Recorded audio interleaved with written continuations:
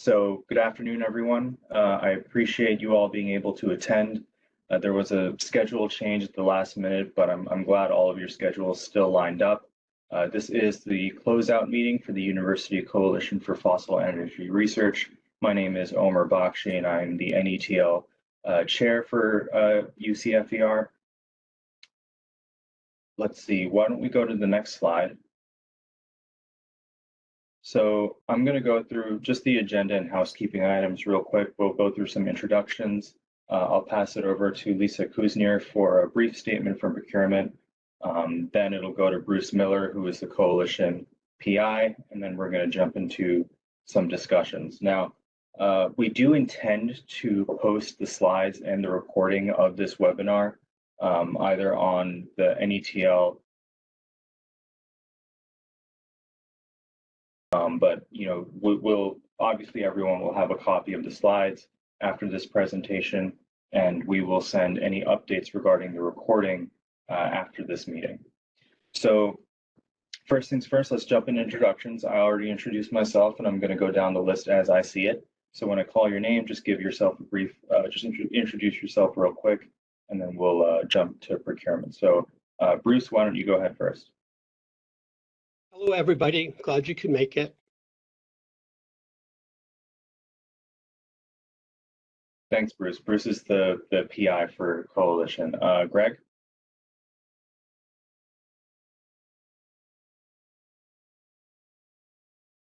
Greg O'Neill? It's Greg O'Neill, Associate Director for Carbon Management, NETL. Thanks, Greg. Jennifer? Hi, I'm Jennifer Matthews. I do communications for UCFER. Thank you, Jennifer. Kelly? Hi, I'm Kelly Rhodes. I'm the Administrator Support Coordinator for the Energy Institute. Thanks, Kelly. Lisa? Good afternoon. I'm Lisa Kuzner. I'm the Contracting Officer on the UCFER grant or cooperative agreement. Thanks, Lisa. Liz? Hi, I'm Liz Wood. I'm the Graphic Designer Database Manager for UCFER. Thank you, Liz. Sean? Good afternoon, Sean Plazinski, Deputy Director and CTO here at NETL. Thank you, Sean. And Mary? Hi, Mary Sullivan. I'm Team Supervisor of the Integrated Carbon Management Team. Welcome. Great. Thank you, Mary.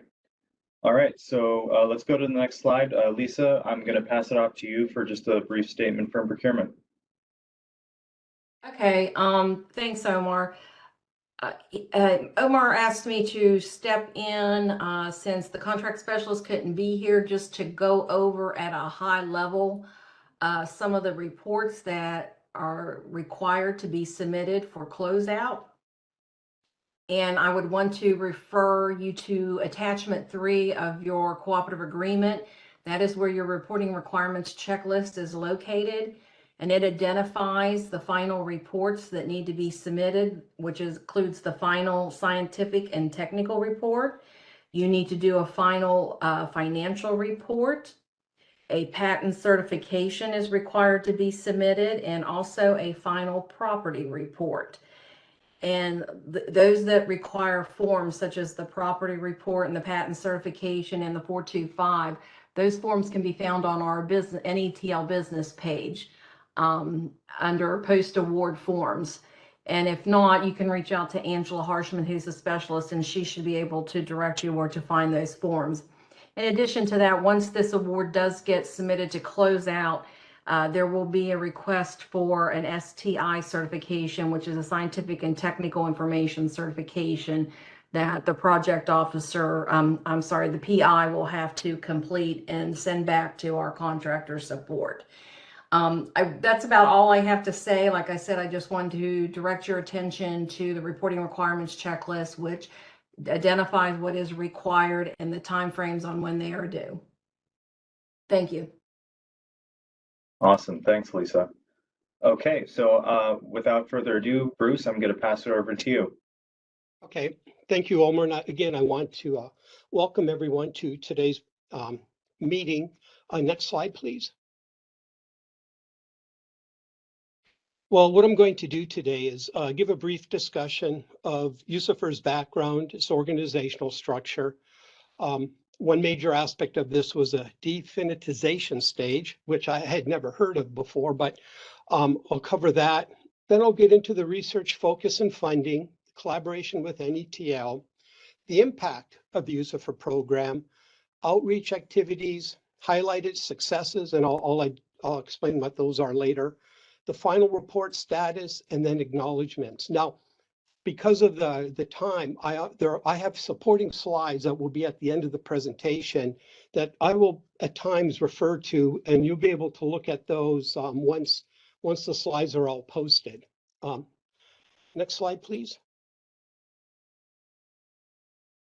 Okay, Penn State, we led a team of 9 universities for the UCFER solicitation, and it was awarded to Penn State's team. And we added 7 more universities in 2017. Unfortunately, in 2019, 1 university withdrew. But the universities combined had a wide variety of fossil energy expertise and a wide geographical distribution across the US, which I know is always politically good. The goal of this program or project was to advance basic and applied energy research and to promote university and NETL collaboration for more efficient and more environmentally friendly utilization of fossil energy resources. And what's neat about this project, I mean, under the impact side is this is a national university alliance with major collaborative effort with NETL to address very specific topics that were part of our, NETL's R&D mission area. Next slide, please. Oh, this is just a graph showing the distribution of the universities, like I said, which all bring a wide range of expertise. Next slide, please. This is the organizational chart, or I should say the final organizational chart that was developed. The elements consist of the director of UCFER and an operations management team, which is housed here at Penn State. We had an executive council, technical advisory council, a core competency advisory board, and then of course the university faculty researchers. And the director, I mean, his responsibility was for administering coalition and was responsible for implementing the decisions of the executive council. And I also oversee the daily operation of UCFER through the operations management team. OMT, which was really critical to this project, was responsible for ensuring effective communication, and we managed all aspects for UCFER. We also tracked subcontracting progress, cost expenditures, authorized invoice payment, and we performed the outreach activities. The executive council, as you can see there, is comprised of a director and DOE project officer, technical director, and 2 representatives from the technical advisory council that were voted in by the technical advisory council. And they made final selection recommendations to DOE regarding, which proposals to be funded. The Technical Advisory Council consisted of 1 rep from each member university, the director and DOE representatives. These members, they reviewed proposals, provided review results to the Executive Council, and assisted the Executive Council in making selection recommendations. The Core Competency Board, well, this too was a 1 member from every university with expertise in the 5 core competency areas. Unfortunately, this board really changed through the program because at one point there was an industrial advisory board that NETL had us remove, and they were to be working closely with them. But the CCAB was very active in assisting in reviewing proposals. Next slide, please. This is just a timeline of the activities. As noted on the first slide, the project was awarded late 2015. There was a definitization stage that I think went to February, March of 2016. And then you can see the major activities were from like mid 2016 to mid 2021. You can see from the color coding there, the 6 different RFPs that were let. And then you can then see some of the various stages. And I think we'll just leave it at that. Okay, the definitization stage, at this point, the first few months of the project, we finalized the organizational structure and bylaws. We prepared statement of substantial involvement and statement of project objectives, and we developed operations and membership plans. And a major activity was developing the research portfolio management system, which was part of the SOPO. And I'll be discussing that. So can we go to the next slide? This is what the portfolio management looked like. We performed this by a combination of an online system and databases. The online system was used for the RFP release and proposal submission and reviews. The FileMaker Pro databases, excuse me, there were 2 of them prepared. There was a primary database that contained all the UCFER information, and we use this to generate multiple layouts, of which many will be used in the final report appendices. And one was used for tracking funded projects and invoicing and payment. Several Excel workbooks were generated for each solicitation that summarized the proposals, identified issues with proposals, definitely identified conflict of interest issues. We used it for assigning reviewers and tracking proposal scoring. And we've also set up an Excel workbook to track impact or highlight variables for each of the 42 projects. And I'll touch upon that a little bit later. Next slide, please.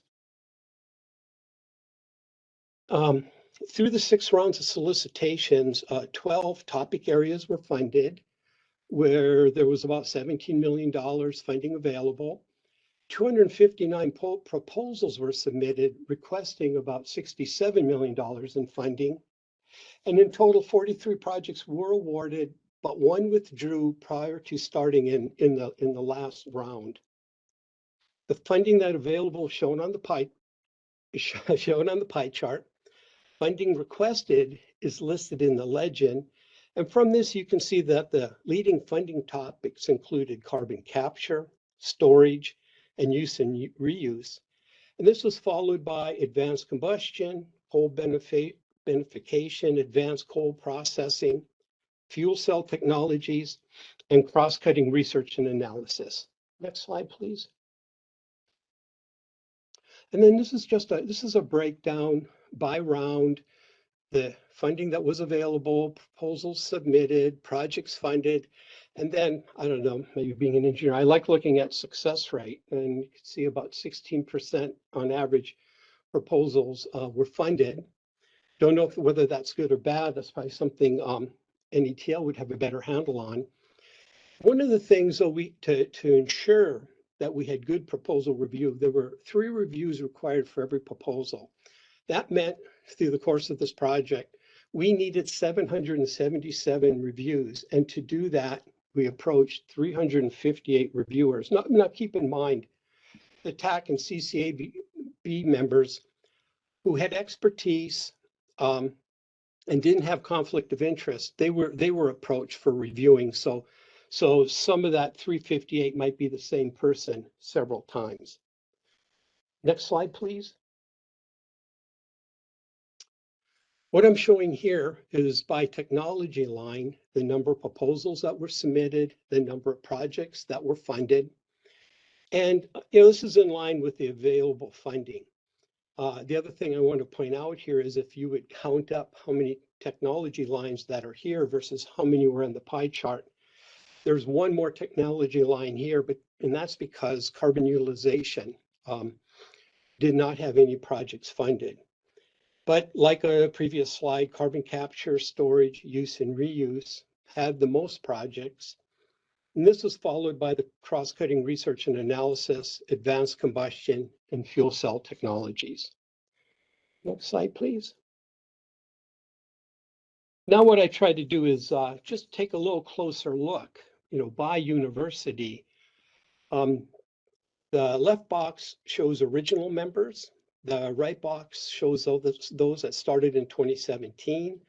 So this shows the number of proposals that were submitted by these each university per round. You can see some of the universities with the most proposals submitted: Penn State, Texas A&M, Wyoming, Virginia Tech, West Virginia. The TAC and CCAB members were responsible for getting the RFPs out within their universities. I know in our case here at Penn State, I made sure our research office got it out, made sure the university got it out, and we also sent out emails to folks here who we knew had expertise in some of these areas. We also had early on, we had a contact at Texas A&M who was one of their from the research office, and we would send it to her. I don't know if she sent it out or not, but I'm guessing she probably did. If to do this over, I think there should have been a mechanism established between UCFER and the universities to get more visibility at the other universities and not just rely on the TAC and CCAB members as it's laid out in the bylaws. Yeah, next slide, please. This is a similar chart. This shows the number of proposals submitted by the universities, the number they got awarded, and then the percent they got awarded. And you can see again at the bottom on the right-hand side box, the total was about 16% of the proposals were funded. That was the average. But as you can see, as you're glancing through the tables here, it ranged anywhere from 0 to 44%.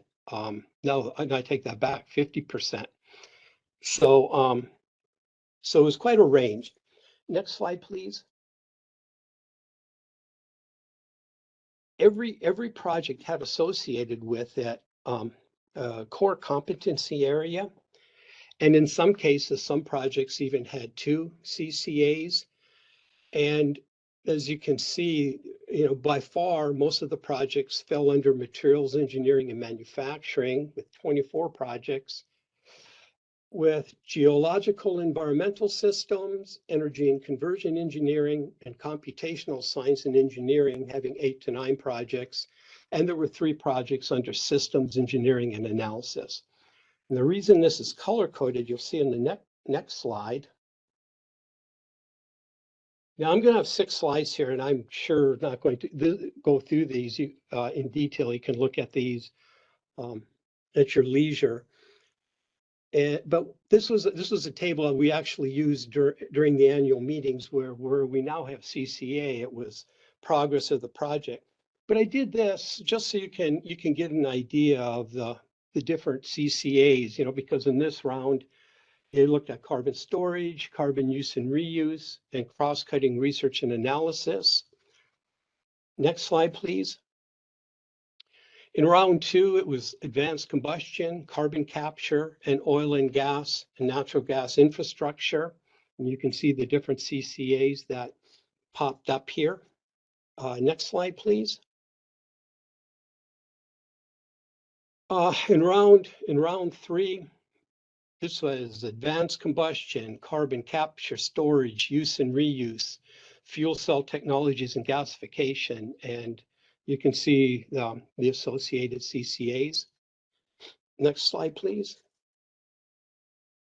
Round 4, similar: carbon storage, coal beneficiation, cross-cutting research, fuel cell technologies. You can see the CCAs that those projects fell under. Next slide, please. Round 5, carbon capture, gasification systems, natural gas technologies, rare earth elements. Again, the different CCAs associated with the projects. And the last slide like this, please. Round 6, it was carbon capture and cross-cutting research. Next slide, please. One of the things we also tried to do is encourage university collaboration.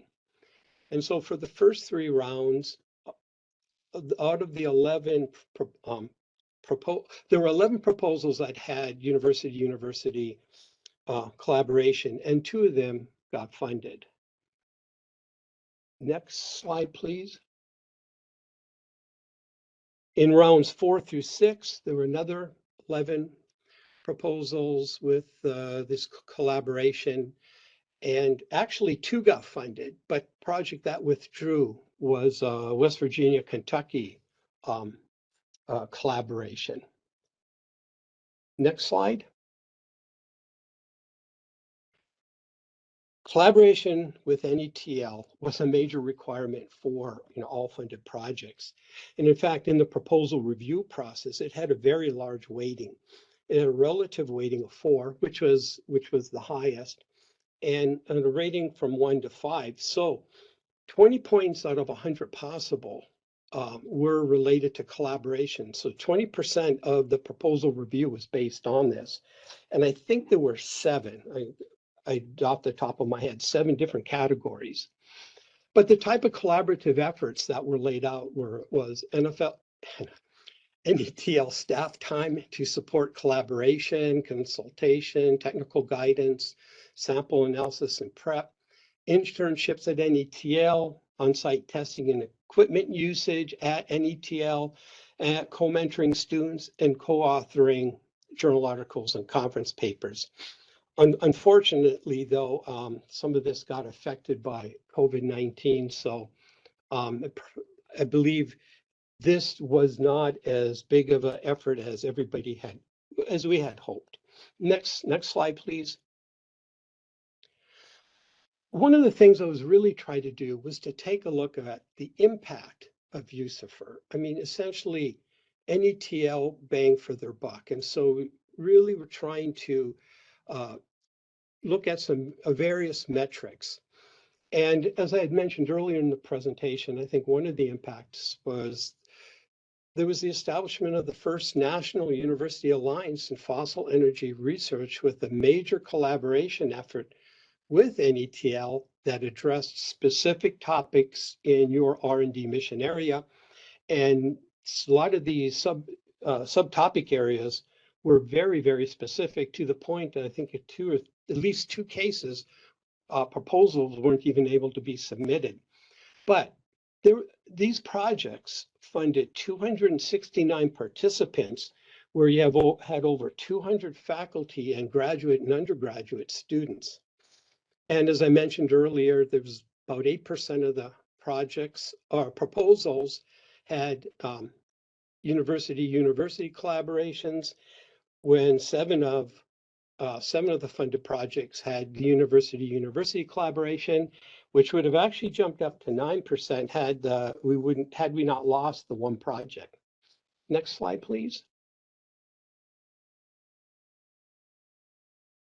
With UCFER, there were 10 CRADAs that were executed or were pending, although again, because of COVID-19, I don't know how many of them were actually implemented.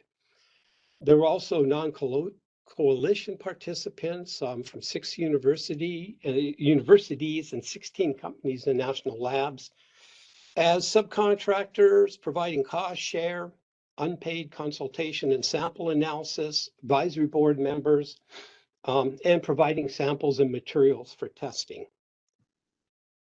There's 368 products here, of which 267 are conference papers, presentations, and posters, and 53 journal articles. And I mean, you can see there's patent applications. All of these are detailed in the final report. Next slide. Looking at journal articles as of the end of last month through the 6 rounds. There are 53 articles, and about a third of them have NETL co-authors. Next slide, please. I'm going to break this down now by some of the rounds. Back in the extra slides, I have descriptions of all the topic and subtopic areas. I mean, I'm not going to go through this line by line, but what I want to show you is here, you know, through rounds 1 and 2, there were 19 journal articles, 3 had NETL co-authors. Next slide, please. In rounds 3 and 4, here there's 27 articles, 13, half of them with NETL co-authors. And you can see here, and that's fine, you stay here. And then in the last 2 rounds, as expected, these numbers are lower because these projects, some of them have just finished late January. And here there's like 7 papers with 1 co-author. Next slide. There's like 267 papers, presentations, and posters were given at conferences and workshops. And about 13% of the conference papers contained NETL co-authors. Next slide, please. And then similar to what I did with the journal articles, except these aren't by round, I'm listing here you know, the number of papers, presentations, and posters that have NETL co-authors. And you can see on this slide, there's about 5. Next slide, please. And here we're just going on with additional topic and subtopic areas. And you can just see the various distributions.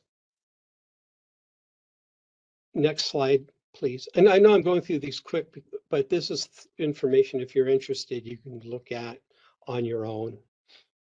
And we're almost done. Here's some additional ones. And then the next slide is the last one that is summarizing this information. Okay, next slide. Okay, then one of the things I wanted to have looked at was the website usage on the UCFER website. And what you see here, we got the website up and running about March 2016, and this goes through June 30th, 2021. And then I have some additional graph, which I'm not showing here, which then goes on from July 1, 2021, and it will end June 30th of this year. The reason this one ends the middle of 2021, we ended up having to migrate our website from a new server and platform.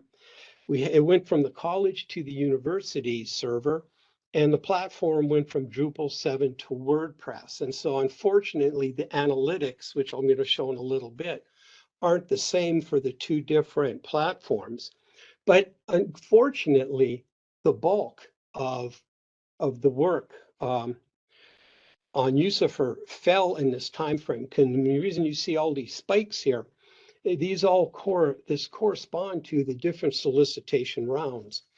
And in the supporting slides, I've actually pulled out round 3 and I show it in some detail as to what was happening with the solicitation open, closing, the review opening, closing. And so round 3 here are the highest peaks that you see, which were late 2017 to early 2018. And that was the one that had the 81 proposals. So that's what you see here. Next slide, please.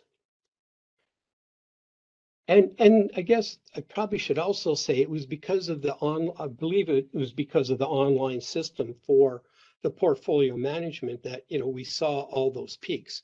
Because then starting July 1, 2021, when there were no more RFPs, the usage had really dropped. And so I wanted to show just one more slide. There's much more information in the final report, but I wanted just to show the yearly website usage. And I was informed by Elizabeth that the files here is what was more important to look at. So this shows the yearly usage while it was on the college server. But to try to get my head around this, I was also responsible for phase 2 of a carbon consortium that ran from 2003 to 2010. And these pages and hits are 10 times of that we had on CPCPC. So I think this shows that at least at certain times or early on, this website was used pretty heavily. Next slide, please. And this shows the user demographics. You can see in the chart on the left. What was hit most often was the home page, as one would expect. And then the members only page was most visited when RFPs were open. And other pages visited newsletters, funding, project summary sheets, impact. And surprisingly, there's 75 countries had looked at, or people from 75 countries had looked at this website. Next slide, please.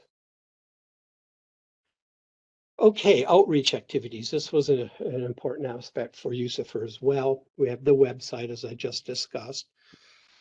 Meetings were attended, conferences were attended to publicize UCFER. I know 10 were attended by Penn State, and I had also organized a technical session that had 7 UCFER papers at one conference. We prepared newsletters. It was to be yearly, starting 2017, when we started finally, seeing some results. We did miss 2020. It just got away from us. And then we've prepared the project summaries and the highlighted successes, which I'll touch upon in just a minute. Next slide, please. This is an example of a project summary. This was Ahmed Ghonem's from MIT. This is this front page and a back page. It was just a one-page handout. We would prepare this.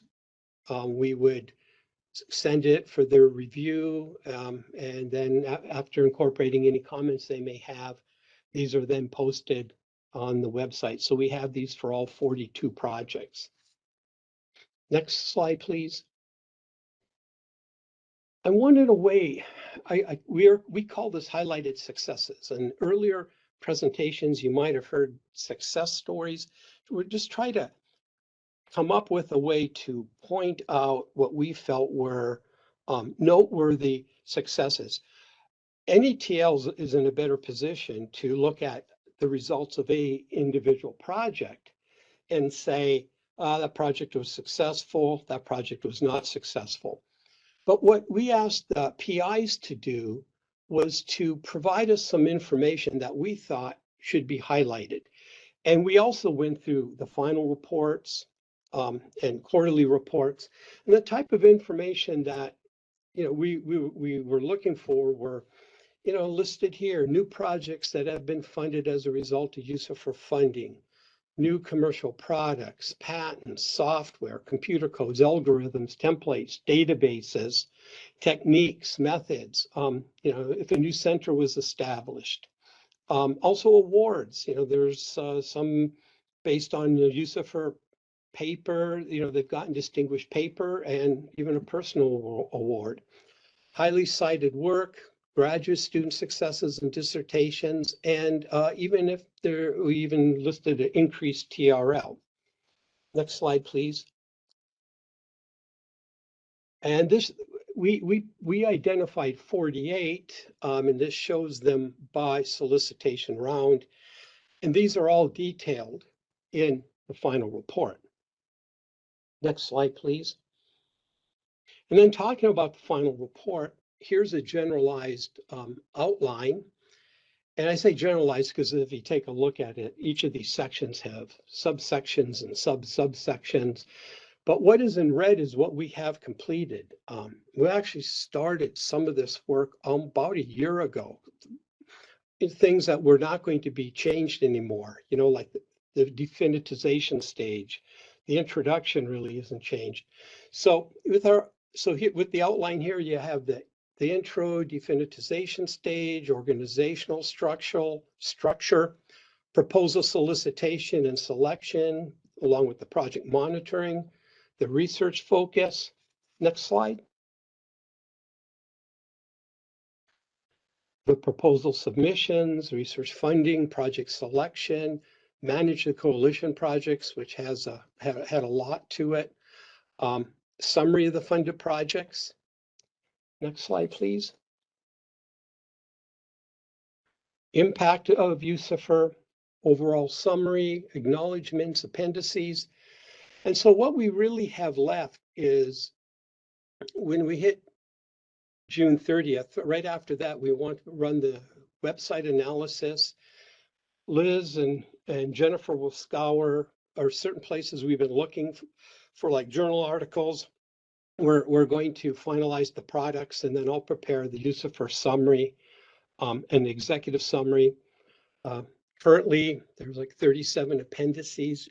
The report's a little over 3,000 pages. Have fun, Omar. No, but in all seriousness, because it contains the final reports and stuff, you probably only have about 250 pages you'll pay attention to.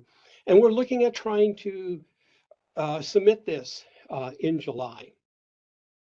And then finally, the next slide, acknowledgements. This is a very generic acknowledgement. And so in the extra slides section, I have 7 slides of acknowledgements, just because there have been so many people involved with this. But I wanted to have a generic acknowledgement, you know, for NETL, the member universities, participating researchers, Penn State leadership, and OMT with a focus on Elizabeth, Jennifer, and Kelly, because they've been my right-hand persons. And with that, I'll turn it back over to Homer. You know, I'm willing to bet that there isn't another person at ATL who had to review a 3,000-page final report. I'm just going to go ahead and believe that I'm the only one who will ever be tasked with something like that. No, but thank you, Bruce. That was I really appreciated that summary. There was a lot of good information in there, and I appreciate the appendices as well for everyone to reference. I would also like to just really quickly give my acknowledgments to everyone on the operations management team who worked in the back end, especially when we had active RFP rounds, all of the coordination and planning that went into those specific meetings, finding reviewers.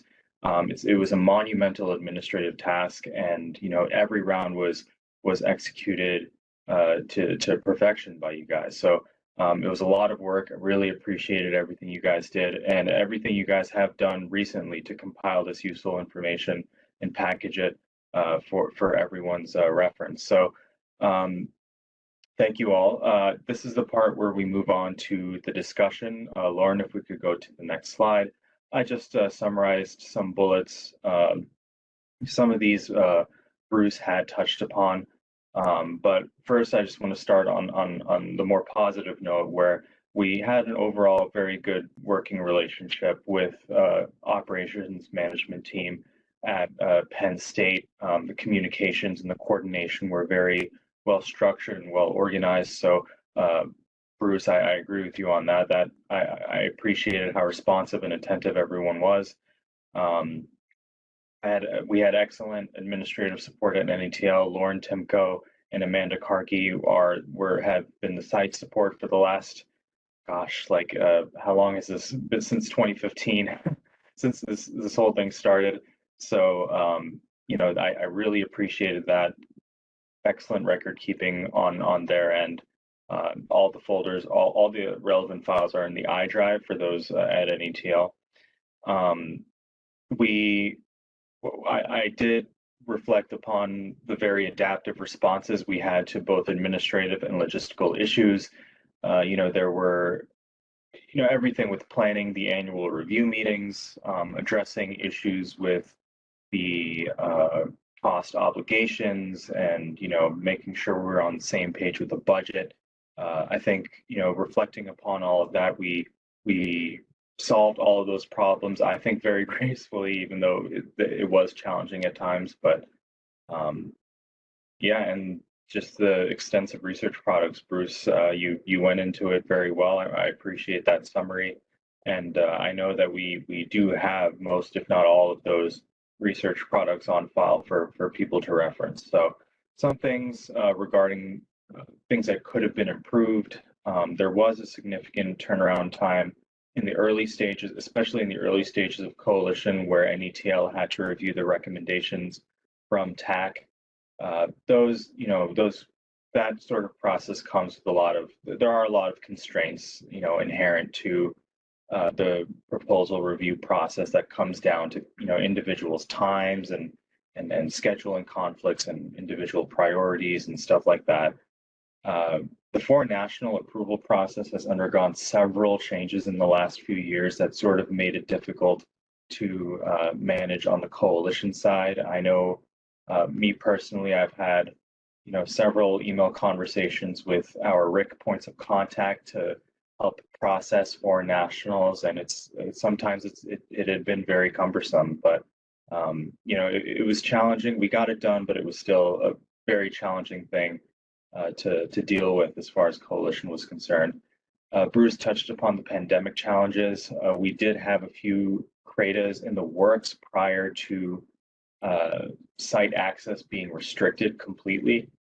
So a lot of potentially fruitful collaborations had to be pared down to something more virtual, or in some cases, not much could be done at all, given the lack of facility access, and the lack of time the RIC POCs had to provide consultation.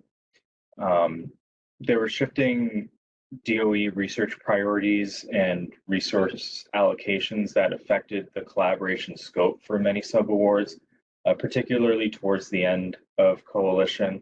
It used to be that more individuals could come on site to perform hands-on research with our in-house scientists, but as time went on and as priorities shifted, we kind of had to pare that down to to consulting.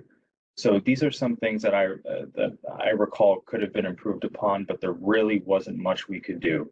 One major thing that I neglected to include in the slide is just the procurement rules, right? So the best collaborations come from two individuals from two different parties agreeing to go in on a project together.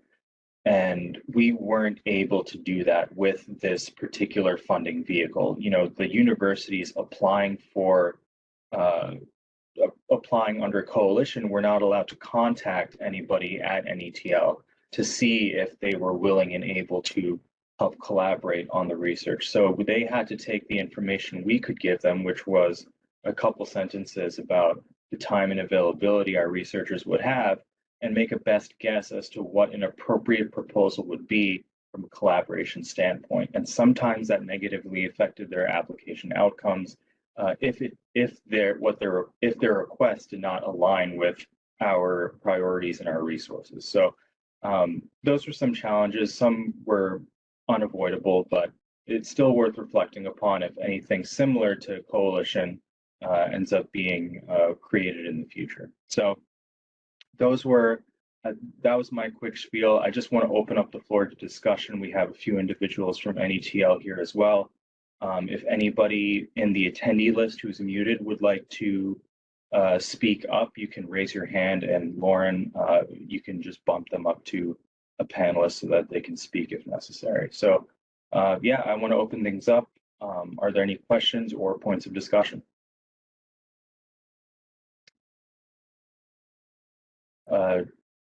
Dick Bajura, I see that you've raised your hand. Go ahead.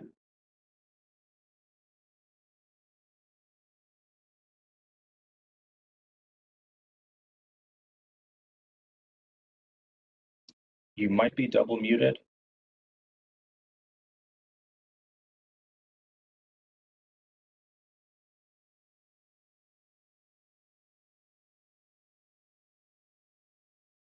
Yeah, I see your mic is unmuted, Richard, but we're not hearing you. So it might just be a microphone issue on your end. Can you hear me now? There we go. Hi, yes, Dick Pajura, WVU.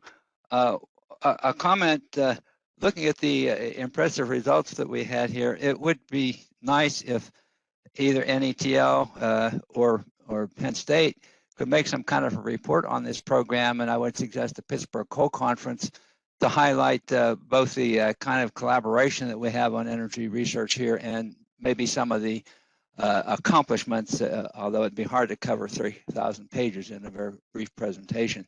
I know the Pittsburgh Coal Conference is in Turkey this year, but we should find some venue, and I would also like to see it at the Pittsburgh Coal Conference that highlights what has been done, because we have a lot of schools in the UCFER that also participate in the Pittsburgh Coal Conference.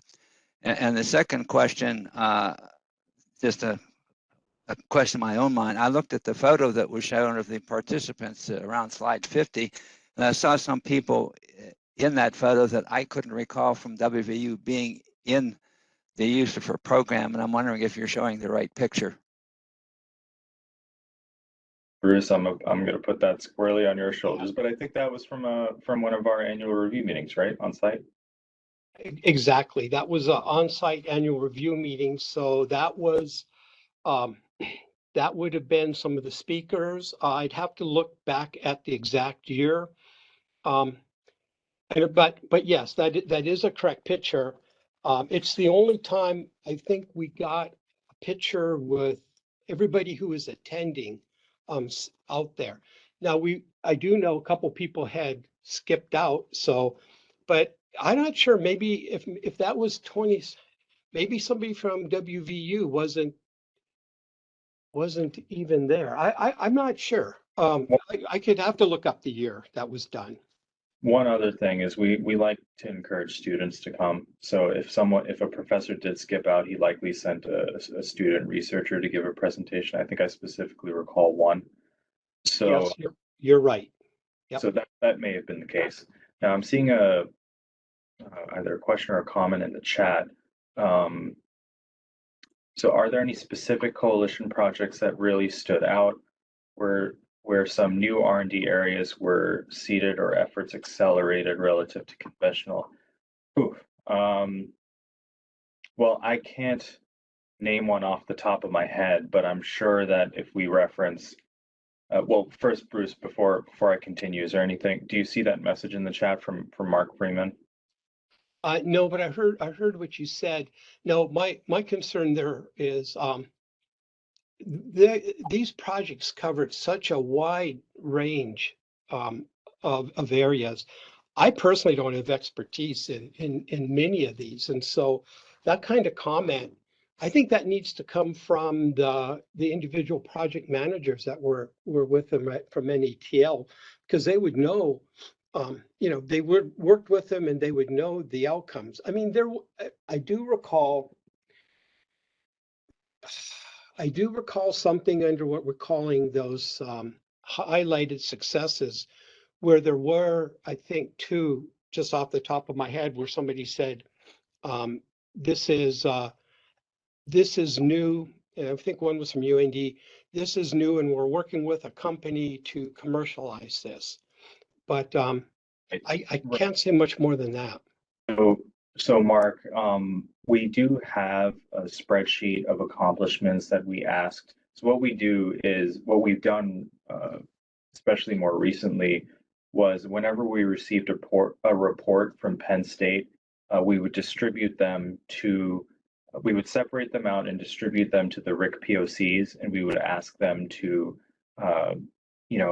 highlight the accomplishments and submit them to the weekly reports. We have a record of those accomplishments that they decided to put in those weeklies as well. So if you want to see projects where the needle was moved, so to speak, with respect to technology advancement, I can send you that spreadsheet. because we do keep it internally. And to anyone else who's interested as well. It's just not something I can articulate I can't articulate anything specific at the moment. Okay. Well, we do have about 10 more minutes left if anyone else has any questions or comments. Omer, I was going to mention, going back to Dick's comment about the Pittsburgh Coal Conference. I'm not planning on attending, but I sure would help you write a paper if you were interested in going. So I mean, so anyway, I'll put it out there. If someone from NETL is going and they're want some assistance, I'd be happy to help them. But just wanted to put that out there. Okay, great. Thank you, Bruce. And thank you, Dick, for the comment. Okay, I'm going to keep it open if anyone has any questions or comments. Like I said in the beginning, we're going to be distributing. I know we're going to be distributing the slides, and we're going to figure out the best way to upload this recording and let people know where it's located, likely on the NETL's YouTube channel, but perhaps also on the coalition website. Okay. I am not seeing any more questions or comments, which is fine. I want to thank everyone for taking the time to attend. Again, a general acknowledgement to everyone who put in the hours behind the scenes to make this possible and to make all of these, to help, bring all of these research accomplishments to fruition. You know who you are. If there are any follow-up questions or comments, you feel free to contact either myself or Bruce Miller. If you accepted the Outlook event, our contact info, you should be able to reach either of us. But yeah, so thank you, everyone. We will go ahead and end this meeting. It was a pleasure working with you all, and let's wrap this up. Thanks, everyone. Take care.